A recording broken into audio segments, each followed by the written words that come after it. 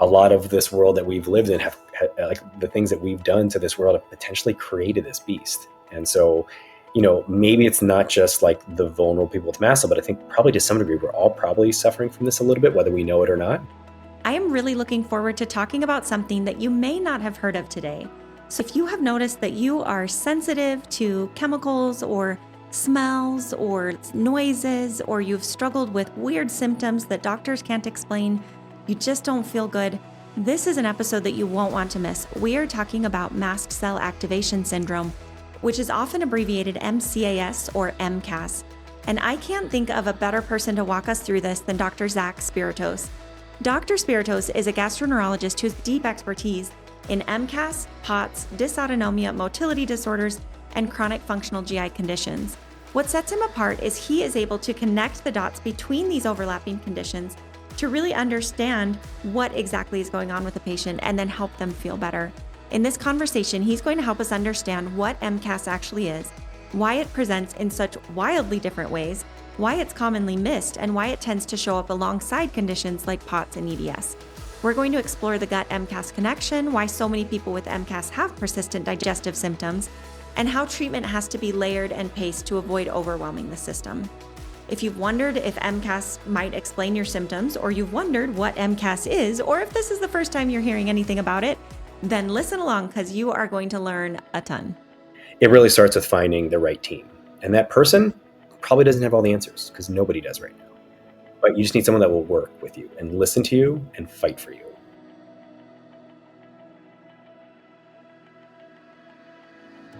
Well, Dr. Spiritos, thank you for coming on. Zac, it's a pleasure to have you here. And I've been wanting to do this episode for a while, so I'm so glad that you're here to tell us everything there is to know in the next 40 minutes about MCAS. Yeah, definitely. We can probably knock this out in 5 minutes. Yeah. Yeah. Well, I'm glad to be here. Thank you so much for having me. Thank you. Give us a little bit of background about just briefly your own journey within medicine, because there's never a straight line for a physician to end up treating MCAS. Yeah, no, definitely not. This wasn't something that I was like always passionate about. I liked IBS a lot. I went to fellowship in North Carolina at Duke for my GI training. And I was like, then I joined like a UNC based practice. And I did a lot of IBS, like IBS effectively where people had a lot of symptoms, but all their testing was normal. And I loved doing that. But there was a huge component of people that I just didn't know what to do with. And they all had MCAS without me knowing what it was. And then I found out about it. And then we started treating that. But then they also had POTS. And then the local POTS physician was booked for a decade. So I reached out to kind of old mentors from residency where I did cardiology training, and then I learned how to treat POTS. And I started kind of treating kind of these patients because they all have MCAS, they all have POTS, they all have hypermobility. And so I just started to kind of really hone into the unique challenges that these folks face. So I run this like trifecta clinic. I kind of branched out and do my own thing now. Yeah, so we do treat dysautonomia of all shapes and sizes, whether it's POTS or, just horrible dysautonomia of the gut, gastroparesis, motility issues, mast cell issues, and all things associated with EDS, but I also do also bread and butter GI stuff and ulcerative colitis and Crohn's and those kind of things too. So that's kind of the world. It seems so straightforward after all of that. The ulcerative colitis and Crohn's sound easy after that, right? Oh, the algorithms. I love a good algorithm. It's like, oh, does it look like this? Do this. If it's like less than this, do this. But man, mast cell is just, my own personal algorithm changes on a weekly basis. So doesn't play by the rules. This guy. Nope, it does not. Well, for those listening, I don't know exactly what the best way is to go about this because these patients are so complex. And you mentioned that you have that trifecta and honestly, you had in the gut and there's that fourth component, but you have these patients who have MCAS, who have hypermobility, who have POTS. Do you have a way to kind of give people an idea of what we're talking about in a somewhat straightforward manner? Yeah, so mast cell doesn't usually exist in isolation. It's usually there are other conditions that live with it, specifically hypermobility, and then there's a huge overlap with POTS as well. And at the core of it is just immune dysregulation. Yeah. And so when I see people in clinic, they often have a whole host of issues, whether it's related to hypermobility and compression disorders or joint laxity. They have dysmotility where they have delayed gastric emptying or rapid gastric emptying, and their colon may not move or the small bowel may not move very well. And they also have a lot of sensory issues. That's what mast cell does. So mast cell causes a lot of visceral hypersensitivity. So mast cells that live in close proximity to nerves can kind of really sensitize those nerves with various chemical modulators like histamine, prostaglandins, interleukins, those kind of things. So my job is, I think, to kind of help people make sense of what symptoms they have, and then create a plan for their dysautonomia, their mast cell, and hypermobility related issues. And that's kind of the very kind of condensed version of what I try to do. So help us understand, this can get very complicated, but help us understand a little bit about what's happening in the immune system, maybe specifically with MCAS, but if it extends into the others as well. And let me even preface that these patients are coming in with 100 sometimes different symptoms, literally. Like if you name it, they have it. Joint pain and dizziness and stomach aches and diarrhea and constipation and blurred vision. And I mean, literally, if you can think of a symptom, sometimes people have every one of these symptoms, and they're often passed from doctor to doctor because they're kind of labeled as hypochondriacs because one person couldn't possibly have all of those symptoms, right? Yeah. But it turns out that they do. And so help us understand how the immune system is playing a role in this Mast Cell Activation Syndrome, this MCAS or MCAS that we're talking about. Yeah. So, I mean, I do think, all of this is immunologic. Hypermobility EDS is immunologic, right? Like, so the Norris lab out of Charleston they discovered kind of the most common gene shared amongst people with hypermobile EDS, and it's how the body regulates the immune system. And yeah, so and POTS as well. Like, there's a huge immunologic component to that as well. POTS is very heterogeneous, and there's a lot of ways that people can get to POTS. Whether it's even a concussion can do that, right? But mast cell activation syndrome is an immunologic phenomenon. It is where these mast cells, which are part of our innate immune system, they don't have any memory. They're our first line of defense. So, evolutionarily, we're meant to look for threats in the environment like bacteria and fungi and viruses. And when called upon with intention, are really good, right? So when they degranulate, can kind of stimulate an anaphylactic response to something that is dangerous to us. But when probed very specifically, they can release like single chemical mediators at a time to help with bone resorption, to help with healing of the gut lining. They can help with wound healing. So they have so many great, like, evolutionarily had such a crucial role in kind of homeostasis and just creating this equilibrium. But when someone develops mast cell activation syndrome, they're constitutively turned on. So they're always kind of releasing some types of chemical mediators. And then there are kind of bursts of periods of time where people get more symptoms, where things flare. So yeah, and then that has a lot of downstream effects. Like, the question is, like, is that what causes hypermobility? I don't know about that, but like, what do mast cells secrete? They secrete chimases and proteinases that can kind of tenderize these ligaments that can cause hypermobility, that can cause craniocervical instability, right? Like when people develop tethered cord syndrome, when they resect the kind of phylum in the most distal part of the spinal cord, like they find a lot of mast cells there, right? Mast cells can do a lot of crazy things. Like, what's the implication there in endometriosis? Like, all of my patients have endometriosis, right? And there's some translational studies that say that when mast cells become overactive in the uterine lining, they cause the endometrial cells to kind of move and shift and then maybe migrate outside of the uterus. And that's obviously like translational studies. Like, we're not there to say, like, I don't think we're saying just yet that mast cell activation causes endometriosis, but like, we're thinking about it. Like, there's something when there's smoke there. So that's all to say that it's very complex, but this is all immune dysregulation. The question is, how do we get here? And that's a big conversation. Yeah. So these patients well, maybe I'll ask you this question. I want to summarize just a little bit because you speak so intelligently. I want to dumb it down a little bit. The immune system, you mentioned these cells of the immune system. If they are kind of poked and one can do one thing, then they're good soldiers. But if they get turned on, then they're just spitting out messengers nonstop, right? And that's where a lot of these symptoms can come on all the time. So mast cell activation syndrome is where patients are just feeling waxing and waning symptoms nonstop. First, tell us about the complexities of the diagnosis of this condition then, because that's what people are thinking, like, I wonder if I could have that. Can I have that test? Can I find out if I have mast cell activation syndrome? Yeah, that's where it's tricky because I'm not beholden to objective markers here. You can't be, right? Yeah. Right. And that goes against like everything that we are taught in training. Yeah. Like, you have to establish a diagnosis. Some things are diagnoses of exclusion, which means that you look at everything else. And fortunately, in my line of work, people have had every test under the sun before they come to me. So it's kind of, you're kind of left with mast cell disease. But quite frankly, nothing behaves this way. So I always say that the narrative informs me what's going on. So I'll tell you the narrative that I see a lot. Yes. One is which there's two, I think, phenotypes of people with mast cells, what I've seen. One is which is people that have always kind of been a little sensitive, like quote unquote sensitive, which I hate that word, because sensitive just means like you're being too sensitive, right? Like they put a lot of onus on the patient, but like no, they feel terrible when things happen, when it's too hot, when the sounds are too loud, when the lights are too bright, and then they get, of course, they get sick better more than anybody else. They get a vaccination, they have like a bigger response negatively to it.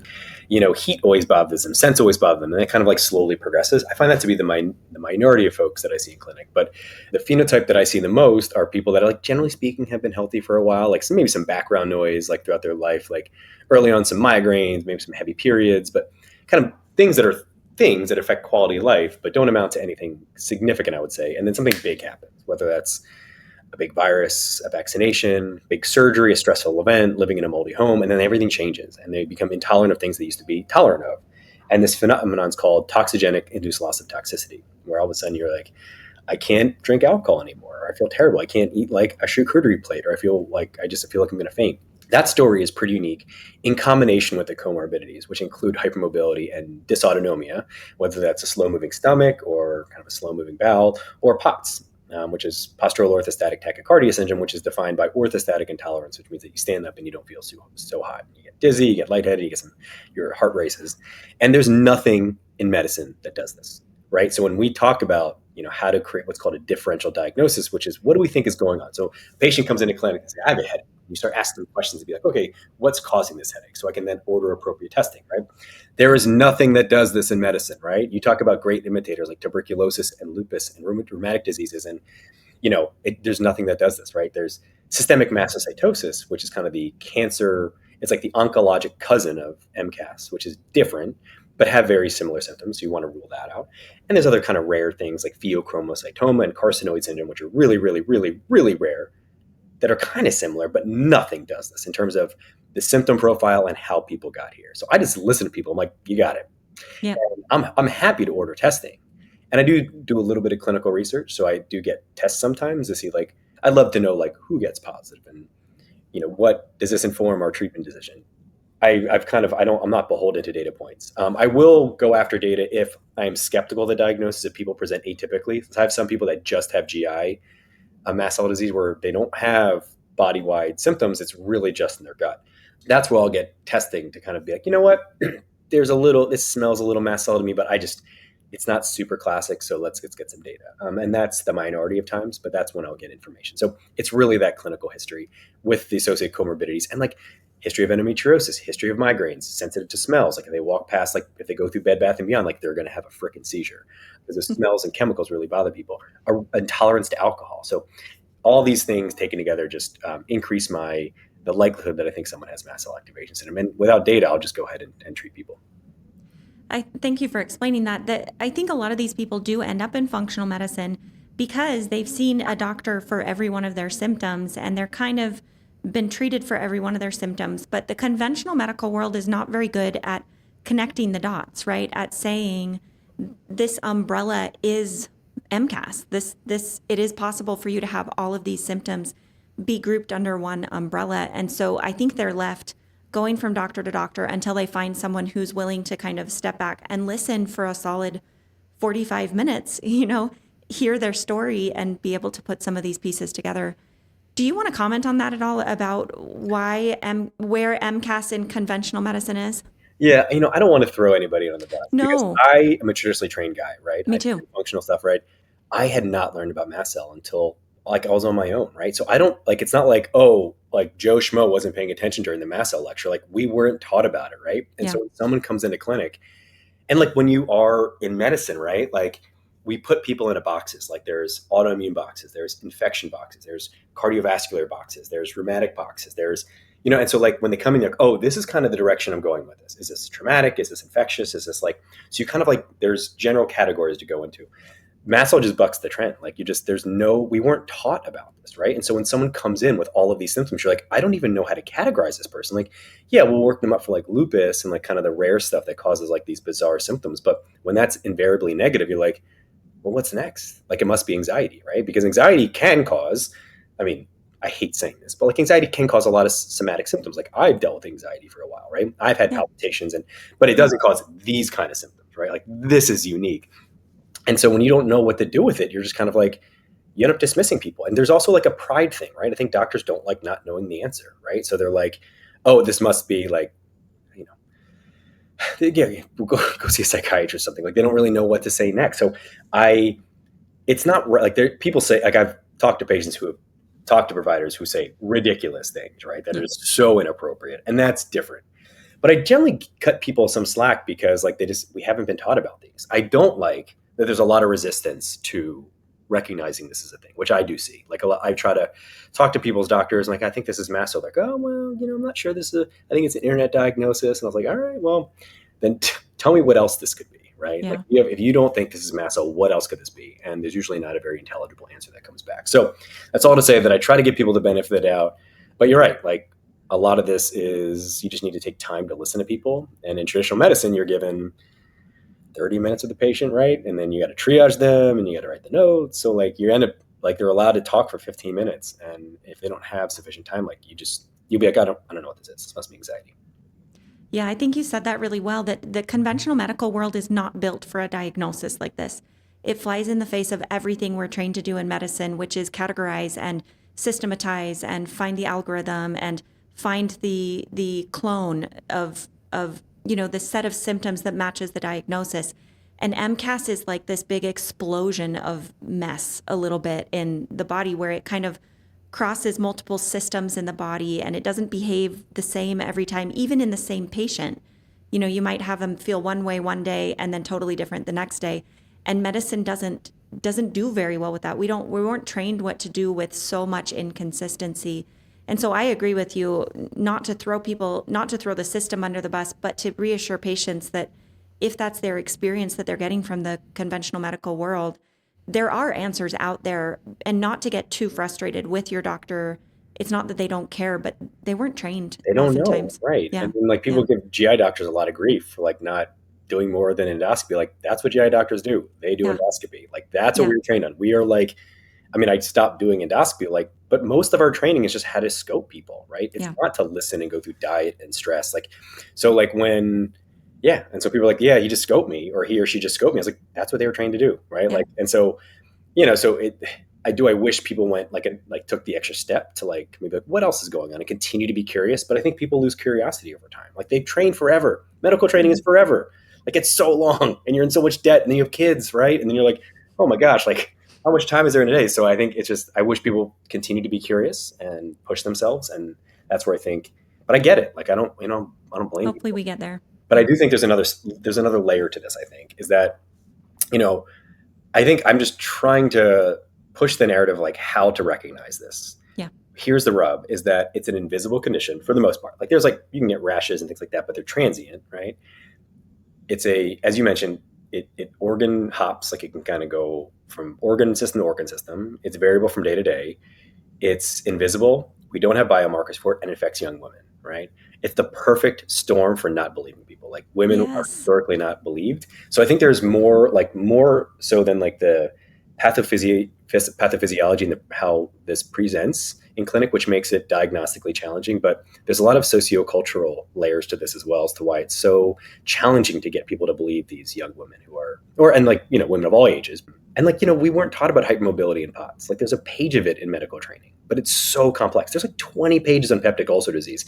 Easy peptic ulcer disease is? It's a piece of cake. PPI, H. pylori, like that's it. But like there's nothing on dysautonomia and hypermobility. And so I don't think it's a coincidence that like this just uniquely affects women. Yeah, there are men that have this as well, but by and large, it is a female-driven condition. I'm so grateful you said that as someone who treats only women and a lot of these women. I'm so grateful to hear you say that exactly like that. I think the other part of what you just mentioned is even if you are the type of doctor who is, maybe you're listening to this or you've heard of MCAS and you're like, gosh, I should know about this. There's no easy way to go learn about it and go find out the tools that you should have in your toolbox. So for example, like you mentioned with hypermobility, if you're listening and you're like, gosh, I'm a doctor, I should know more about this, where would you go? Like there's no one place to go learn how to treat MCAS, POTS, and hypermobility, right? Like how would someone even learn how to do what you've done because you've compiled, and every practitioner I know who treats this has compiled it from multiple different resources. Yeah, it kills me that there's not like an up-to-date page on this where it's like, well, Yes. failed this, go to this. So I started big picture and I read Never Bet Against Occam by Larry Afrin. I Mm-hmm. read a few books on dysautonomia, and I read, I think it's called Disjointed, which is a hypermobility book. And that's where I started, which just kind of gives you the base. There's a lot of great podcasts out there, Bendy Bodies by Linda Bluestein, Cast with Dr. Dempsey and Jill Brooks, are really nice places to start. And then there's some clinical data, like no randomized trials. I mean, so POTS is different. POTS has been out there. So there's no FDA approved medications for POTS, but there are It's a thing. studies Yeah. about, and also POTS is incredibly complex. Like Yeah. there's so many reasons as to why it potentially happens, but there's no unifying thing. So we have a tough time understanding why it's there. There's a lot of theories and there's like 7 different inputs there. So it's tough and we don't have good biomarkers for it, but there is data there. Mast is a little bit more challenging. A lot of these are case series and preclinical animal. Like I had to go into like the preclinical studies and like how medications work. Like how does ketotifen work? How do GLPs work? Like how does high dose vitamin C work? And if you have to read those studies to then pair presentation, pathophysiology with mechanism of action of medications and kind of marry those things. And then there's anecdotes, right? You just talk to other people and see what works and what doesn't work. And then you create your own algorithms. I think we all have our own algorithms here, right? If you talk to 10 different mast cell doctors, I think we'll give you 10 different answers about how to approach a specific situation. So, yeah, I mean, it's just read a lot. But there are stuff out there. There's just not like great randomized controlled trials, which we usually love for basing our decisions on. Well, I love hearing you say that because you just listed like my own training curriculum here in a lot of what you just said. So when you're a women's health expert like I am, you get to talk about a lot of taboo topics for women, and that includes periods and how inconvenient they can be, among other things. I grew up in the era of only tampons and pads, and I am so glad that we now have better options. I switched years ago to using period underwear and a menstrual cup combined, and I will never go back. I've tried several brands, but the brand I'm really loving is Salt. That's S with 2 A's, LT. Their cup, discs, and period underwear are not only comfortable and reliable, they also take extra steps to make sure that when you're using products in intimate places, that they're not going to release toxins like PFAS or other chemicals that we really don't want to be absorbing into our bodies. Plus, they're more sustainable and more cost-effective compared to traditional products, which is a win in my book. We love that Salt's products are made with medical-grade silicone, free of toxins, and designed to actually fit real bodies and lifestyles. Whether you're brand new to reusable period care or looking to upgrade, we highly recommend checking them out. And please, if you have a teenager who's starting to have periods, please get them some period underwear. All of us who are older know what it was like to walk around with a sweatshirt tied around your waist. Let's get rid of that. Just get them some period underwear. Click the link in our show notes to shop Salt and explore all of their options, and you'll see why so many of our patients are making the switch. Now back to the episode. Now that we've established how complex and frankly annoying it is for people to have this, what's the next step? How do you even begin to help people with this trifecta, either focusing on MCAS or focusing on this trifecta? What does a patient do? How do they even begin? I think you need to identify your healthcare team. It's just tough to do, but there are some resources out there. There's a lot of different resources out there, but by and large, I think like the local Facebook groups and Reddit groups are pretty helpful. Like it's like patient guerrilla warfare. They're like just putting the pieces together on their own, but that's how people identify providers that are in this space and in the know. So that's a good place to start. The TMS website is like the Mast Cell website. The Ehlers-Danlos Society has a provider directory that not only for providers like physicians and APPs, but also massage therapists and chiropractors and physical therapists that are so kind of helpful for people with EDS. And similarly for the Dysautonomia International site, I think has POTS providers as well. So yeah, but it can be tough, right? Because, in my clinic, I try to address all 3, but I don't think like if you go to the average cardiologist that treats POTS, they're also going to address your EDS and your mast cell. They're going to say, okay, well, I do your dysautonomia. You're going to have to find a mast cell doctor, and like, good luck, right? There's a few allergists that I know, but not many. And if you do EDS, they're going to go see this PMNR provider or physical therapist. And like they might not do your POTS. So all of a sudden, now you have like 6 providers on top of your OBGYN for endometriosis and your neurologist for your migraines. And so it's really, really, really tough. What I try to do in my clinic is just kind of be a one-stop shop. We just kind of try to do everything. And I don't think like we can do everything. So I definitely ask for help and have my Rolodex of specialists that I send people to, but it's really tough because we don't have, as you mentioned, like there's not a good structure for these patients. Like there's just not, Yeah. the conventional model has kind of failed these folks. Now, when you are actually getting into the treatment of these patients struggling with MCAS, there's sort of different approaches to take. One would be in medications, one would be in supplements, one is lifestyle measures. Are there some bullet points or some almost always lifestyle changes that people can use to really start to stabilize the body and start to see some improvements?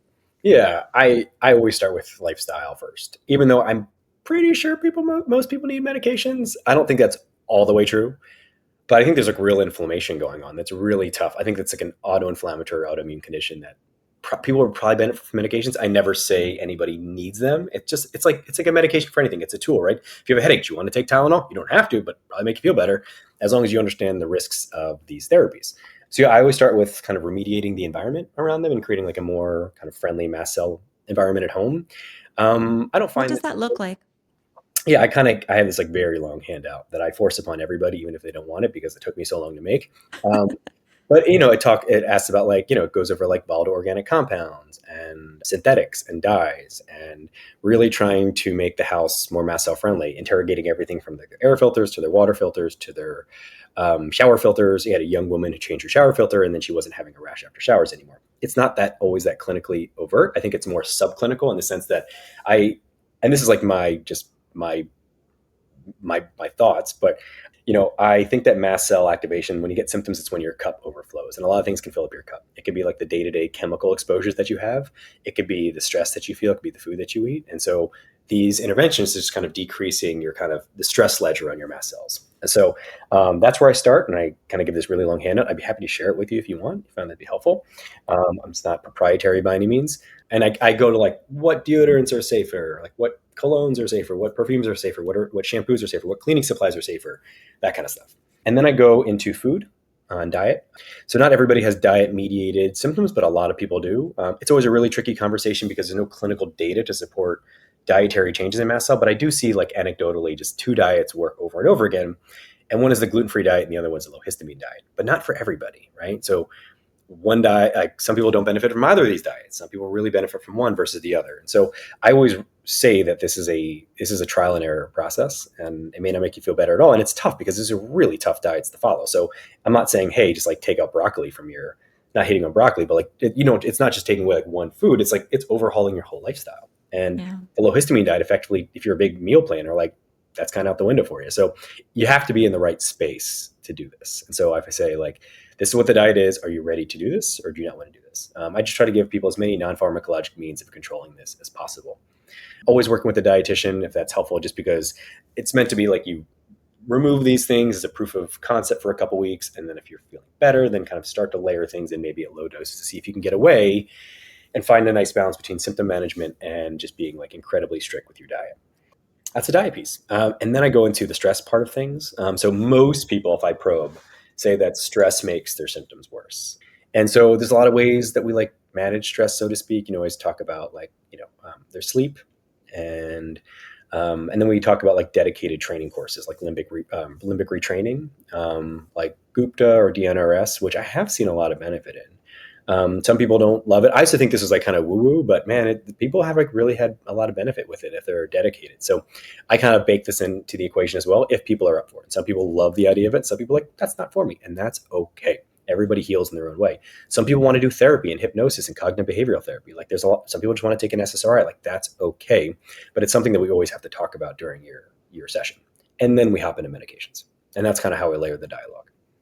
I think it's so great and very much the way that I do it. I think one of the things that you mentioned to begin with is when we talk about lifestyle versus medication, one of the interesting things I think about MCAS patients is typically in my patient base, we treat whatever we're treating with lifestyle as much as possible, whether it's painful periods or infertility or menopause or whatever. We're trying to focus on the health foundations. And one of the things that became very apparent very quickly with starting my practice is the MCAS patients are the ones who get zero better with the general lifestyle things very frequently. So you'll be working on the gut or you'll be working on sleep or you'll be working on some of these other things. And most of my patients will start to see some improvement somehow. They'll see their brains will clear a little better, their energy will get a little better, or, they'll just be making progress. And then you have these MCAS patients that no matter what I would tell them to do, we're not getting any better. Their fatigue was just keeping them in bed, And that's where you say that a lot of the MCAS patients need some sort of external support. It really shows itself pretty quickly that the typical lifestyle things just aren't working. And the lifestyle things you're talking about, I think, are a little bit different than what you would typically recommend just right out of the gates with someone who has some, a little bit of fatigue or trouble losing weight or, some of these other symptoms that we have. So that's such a good example of where medication might be needed in addition to those other lifestyle measures you just said. This is where things get really messy with MCAS, is what medications and supplements. So we won't necessarily go through the list, but what is your approach? How do you then say, I'm trying to figure out how to even sculpt this I know what question. you're trying to ask. Yeah. I mean, like, I don't where know. does someone go? Yeah, that's the answer, really. No, I mean, I'd be happy to elaborate. Like, my algorithm changes every couple months. I'm almost a little bit bashful about sharing it because it may change in like 2 months.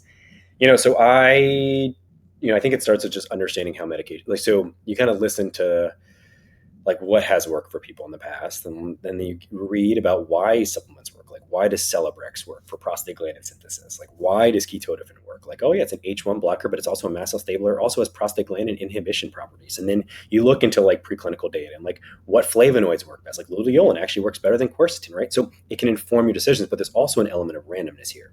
I have changed my algorithm recently, pretty drastically. Interesting. And I think I'll share it. I don't know. I feel like I may regret this, but who cares? So I used to start low and go slow. I use a lot of histamine blockers. Why? Because histamine blockers work quickly. It's almost like a proof of concept, and it works in the first couple of days because you're blocking one of the chemical mediators of mast cells, and histamine receptors are everywhere, from the brain to the gut to the cardiovascular system to the bones to the nerves to the bladder. So you can get like interstitial cystitis symptoms improving with Zyrtec. It's wild. Here's the rub, is that of all the dart throws, I just don't find it to be that successful.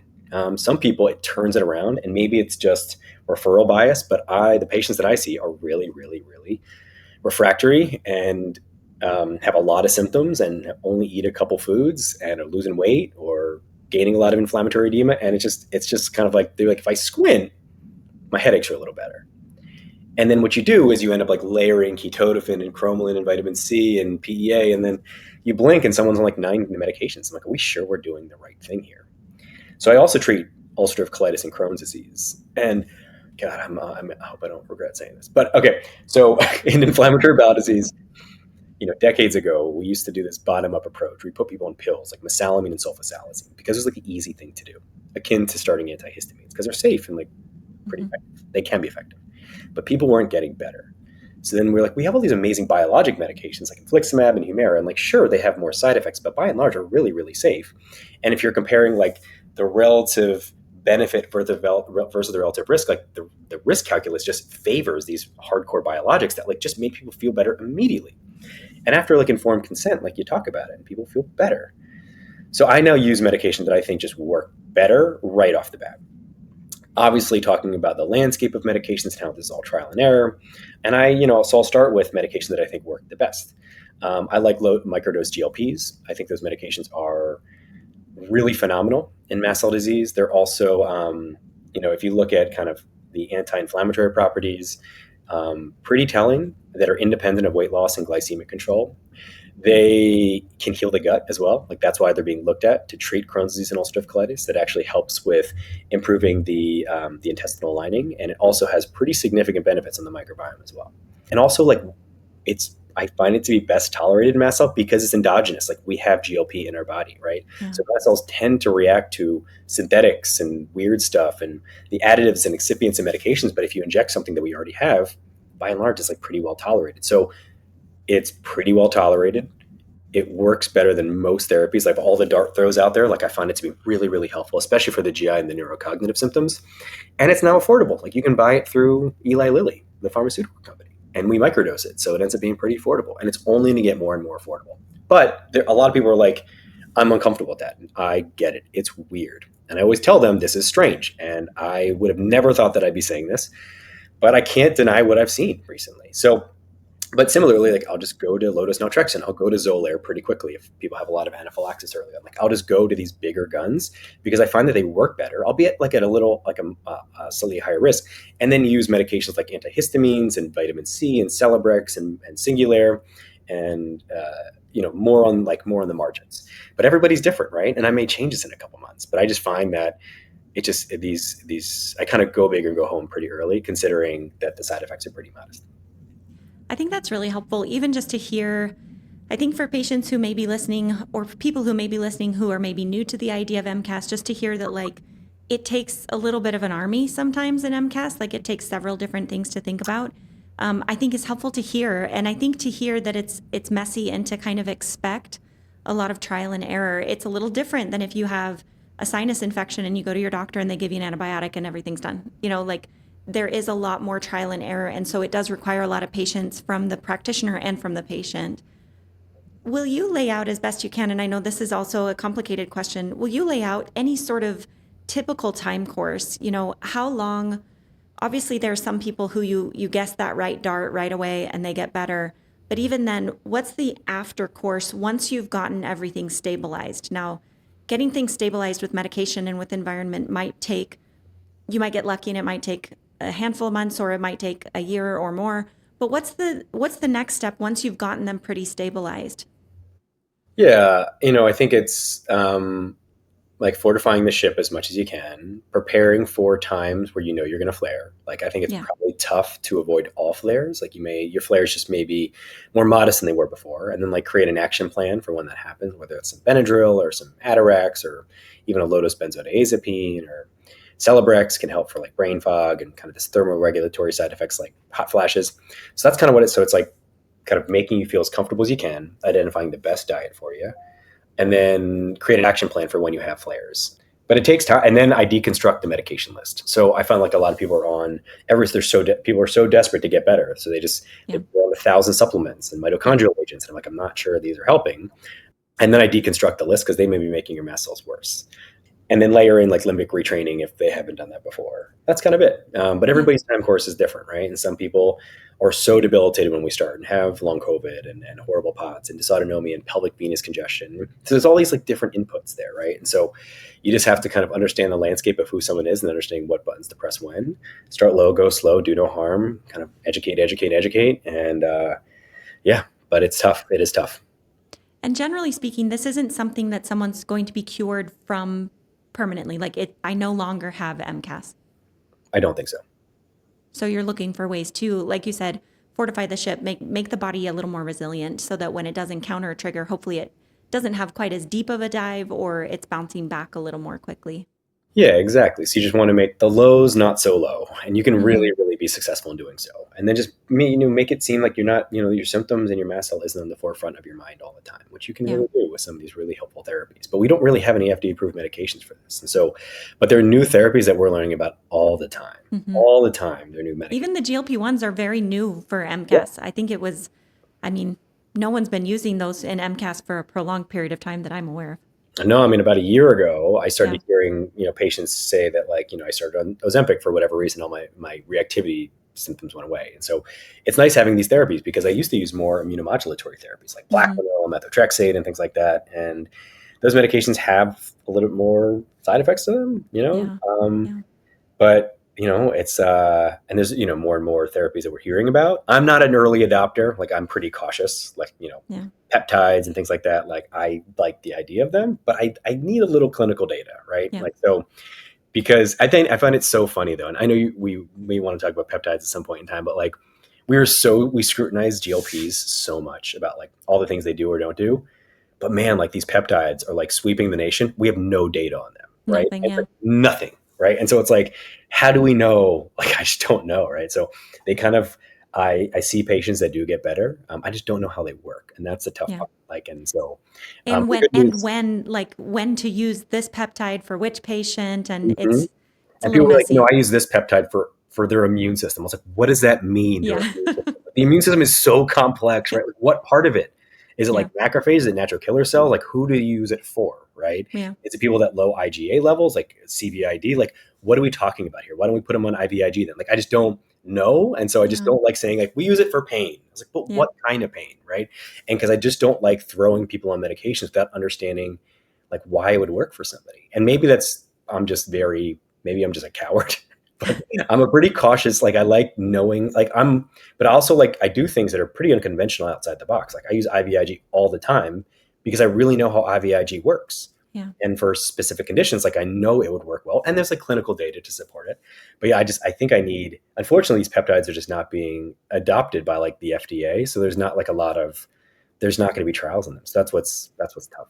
Well, and so much of it depends on the safety of the thing that you're talking about, the intervention you're talking about. Because, for example, like Claritin, there's plenty of safety data on Claritin. So if you're using it unconventionally, you don't have to really worry. Like, is it going to work or is it not going to work? Like, Mhm. I don't know, but I'm not too stressed about trying it. Whereas if the safety data is what's lacking, then you're not going to use it as willy nilly. I mean, Exactly. I hope. Exactly. And like perhaps like when you're backed into a corner, right? And you have no other option at Sure. your disposal, you're like, look, we just don't know. Informed consent.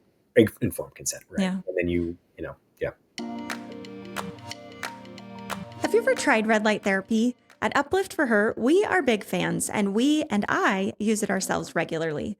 Red light therapy helps support energy, healing, reduce inflammation, and improve skin health. And there's more and more data to support that. One of my favorite at-home options is the Loom Box, a powerful clinical grade device that combines red light with near infrared light, so you're getting both surface level and deeper tissue support. It's easy to use and makes consistent red light therapy actually doable. One of the things that I love about the Loom Box is how easy it is and how compact it is.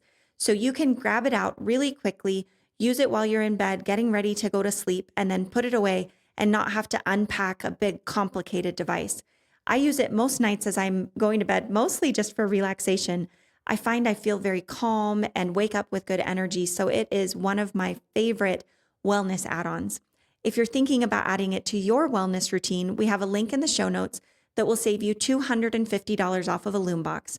You can also find it on our favorite products page at upliftforher.com. Now back to the show.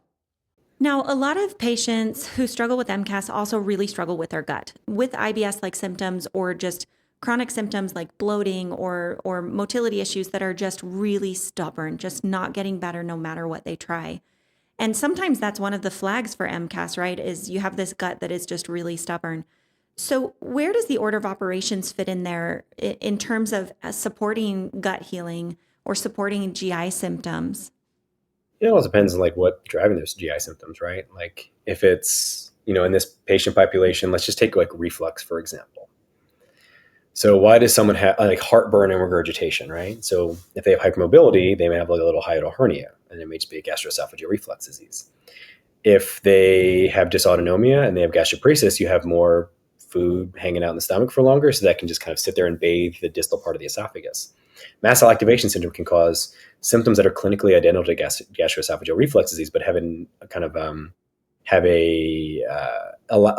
less than robust response to like a traditional therapy, like a proton pump inhibitor. So, and then there's like median arcuate ligament syndrome that causes a lot of pain after eating. So that's all to say that like it's tough. It's tough. Like you have to listen to someone's story and then get a sense of like, is this reflux disease? Is this mast cell, in the context of like who you are, what your studies show, what your motility studies show? So it's completely dependent on the person. You'll have some people with mild mast cell symptoms, but goodness, their gut doesn't move. Or some people who their gut moves well, right? And it feels like their gut doesn't move, but like all the studies show that it does move, but they have horrible mast cell disease. So it's kind of taking the symptom in the context of who they are, and then prior testing what medications have worked, what haven't worked, and then kind of go from there. But so it's saying like, okay, so your symptom is this more mast cell? Is this more dysautonomia? Is this a compression disorder like pelvic venous congestion or MALS? And then go from there. Great. Now, sometimes these patients get pretty desperate, right? They're willing to try anything, and many have tried many things on their own. Are there any a little bit more out of the box treatments that are not medications or supplements that you've found to be beneficial? Things like red light or, hyperbaric oxygen therapy or anything out of the box that is important to keep on the radar? That's a good question. HBOT, like if someone has long COVID, like, again, it has to make sense for like what they're dealing with, right? And so what does red light do? Like it helps with mitochondrial health, I believe, right? Like I'm not an expert at red light, but like there's probably secondary mitochondrial issues in mast cell. Like you have to kind of like get back to like why this works and then use it appropriately, right? So, HBOT, right, it just delivers more oxygen, right? And so who has issues with oxygen delivery? It's people with like long COVID and ME/CFS because of potential like microclotting in their vasculature. So that's how you kind of, but there are some weird stuff that I've heard. I've had a few patients be on like human milk oligosaccharide, which is kind of like colostrum-ish, that had reduction in their mast cell symptoms. And I think it has to do with improving gut permeability, because I do think that mast cell disease does increase like leakiness or increase intestinal permeability. And if you look at patients with like IBS-D, they have a lot of increased intestinal permeability. I just think that's mast cell disease. So I think it's like indirectly improving their leakiness, which could worsen some of the GI symptoms and neurocognitive symptoms like brain fog and fatigue. So yeah, human milk oligosaccharide and colostrum have been things that I've seen work. A lot of patients have like fatigue as well. And so fatigue is really, really complex, whether it's like neuroinflammation, whether it's poor sleep, whether it's not getting enough blood flow. But I do think a lot of these patients have secondary mitochondrial dysfunction. The mitochondria, these like organelles in our cells that make a lot of energy. And when the body's like just stress overloaded, like they don't work as well. They're just not as functional. And so creatine at like a really low dose can help with some energy as well. So these are like little hacks. But again, like I think you got to figure out like what's going on, right? And then drill into that. But yeah, those are some of the little hacks that I've seen. Like, oh, that's interesting. Like, let me read more about that. Yeah. I really appreciate you saying that, because I want to emphasize that. I think it's really easy as patients who are struggling to be looking for the magic bullet that's going to be the thing to make themselves feel better. And I think social media really worsens that, because they'll see, Protocols yes, drive me crazy. You see these people that are like, you know what? If you have long COVID, here's my protocols. Like, nope, that person doesn't know what long COVID is, because like that's right. There's long no COVID one. is so heterogeneous. Like that person. I mean, if they've actually read the studies, they're lying, right? Or they're trying to sell something, which is really tough to watch. And I don't speak out about it on Instagram because that's not like my bag. I don't want to like ruffle any feathers. But holy smokes, like if there was a quick fix to this, everybody would feel better. It's just we're all learning here. And to say that you have the answer is so disingenuous and drives me crazy. Well, and not only the protocols, although that is part of it, even the patients who have been through it and they say, I didn't get better. None of that stuff worked. The antihistamines and the whatever, none of that worked until I found this magic bullet. And for me, that's always frustrating, because it's like, well, how do you know none of that worked? Like, who knows that wasn't the foundation that allowed that final bullet to work? But also, that was just your bullet. Like, that was just your magic bullet. And that doesn't mean, like you said, if that was the magic bullet for everyone, trust me, medicine would be on that train. That's the type of thing that medicine is good at, is when we have a magic bullet and you use it in these circumstances and it gets better every time. Medicine would be all over that. What makes this so difficult is that it's different for every person. The manifestation is different, the testing is different, and then the response to the treatments are different. Yeah, exactly. You see these stories of people that conquered long COVID or mast cells. Like, this is what worked for me. Let me heal you. I was like, well, there's something inherently wrong with that. I'm so glad you got better. I really, really am. But it's inherently misunderstanding the pathophysiology, kind of comparing your experience to other people's experience, because everybody's different. And so you need someone that sees this a lot, sees the variety, and then says like, okay, well, I've heard, I've this cohort of people that really get better with this. Like, perhaps let's try this. And then like in a world where people are searching for answers, and I don't think anybody's trying to be deceitful. I think they're trying to do their best, but it's also just a really tricky space. And everybody's trying to figure this out. Yeah, and I really appreciate you emphasizing too the background behind it, the physiology, right? Is thinking through what actually is going on. I think in this space there is a lot of false explanations, like oversimplified explanations of, it's all it's in the gut, or it's in, and that's like, what does that mean, really? There's a lot of things going on. Is a phrase that drives me a little crazy. I know, and I use it. I know what you're trying to say, but it's just like, we don't know what we're doing. We don't. Like, I'm sorry. Like, just the fact that people market probiotics is just a sign that like we just, probiotics, like we think that they inhabit the gut. They don't. Like there's no evidence to say they do. They lend really nice things to our colon, but don't, they don't. It's just like, so they don't really adhere to like our microbiome. It's just like, I think there's a big misunderstanding of what things do and don't do. And, healing the gut may just come down to like sleeping well, eating whole foods, not drinking alcohol, not doing drugs, not smoking cigarettes, and like eliminating stress to the best of your abilities, which is obviously a ridiculous phrase in and itself. But like, I just find that like there's all these phrases that are tossed around. And I'm not saying like healing the gut is really, really important. It's not easy. It's not like we like, boom, like, or we don't have a test for it. This GI mapping test, give me a break. What are we doing? Like they're not validated. I know there's a lot of kind of back and forth there, and you may totally disagree with me, and that's a-okay. I don't But like, totally disagree with you. No. we just have to use tests that are validated, right? I know we're all looking for answers here, but garbage is garbage in, garbage out. Like these microbiome tests are just like, I'm sorry, like they're not validated, right? Like what there's like, oh, they don't have enough of this bacteria, but like, but for who, right? Yeah. Samuel L. Jackson's microbiome, his normal microbiome is much more than my microbiome. That's much more than like Barbara Streisand's microbiome, right? So what's a normal microbiome for you? Like what? We don't have a normal range. When they say like, oh, I don't have enough of this, but like compare to who? Like, Yeah. so when like you go in for like your blood work, like we know what a normal blood count is for everybody. The thing is, about microbiome is a lot more nuance in that. It's not only like the absolute amount of bacteria, but like how they talk with each other, which we can't even measure. So people are desperate for answers, but doesn't mean these tests that are offered are any good. And that's where like, I'm okay with you healing whatever way you want to heal, but I just express lots of caution for these tests because they just haven't been validated to fix anything. Yeah. Well, I appreciate your perspective of, I think that oftentimes diagnoses like this, like you said at the beginning, POTS has a little more history, but MCAS and hypermobility, they sort of live in no man's land, right? Like functional medicine has kind of claimed them, but functional medicine doesn't honestly always know exactly what's going on with them. We just heal the gut or, kind of support the body in really good ways. And I practice functional medicine, and I am really proud of what I've learned and proud of the results that I get. But these diagnoses live in this no man's land where there's functional medicine on one extreme and then conventional medicine that, like you mentioned, a lot of doctors will just poo-poo these diagnoses because there's not the consistency there to have the randomized controlled trial. Like there's never going to be a randomized controlled trial looking at MCAS. There's too many variables. There's too many factors. And so these patients can really suffer by not having the right team because no one wants to claim this disease very well. And so I appreciate what you're doing is bringing as scientific an approach as possible to this really complex and complicated disease. Yeah, I mean, I think I'm okay with grasping at straws, but it has to make sense mechanistically. It just does. Exactly. And I think there's not enough, like, there's not enough critical thinking in this space. It's just kind of like, just test, don't guess, but like, test what? We don't have good tests. I'm sorry. And just because there are tests that are available doesn't mean they're good tests. And so I'm very critical of, and I've seen so many people hurt by tests that I was never exposed to these GI mapping tests before I went on my own. And I just see them every day. And and they're a lot of money, and they need to come with a big caution sign. And I don't know. But I get it. Like, I totally get it. Like, we're all just trying to figure out what's going on here. Just because there is a test doesn't mean it's a good one.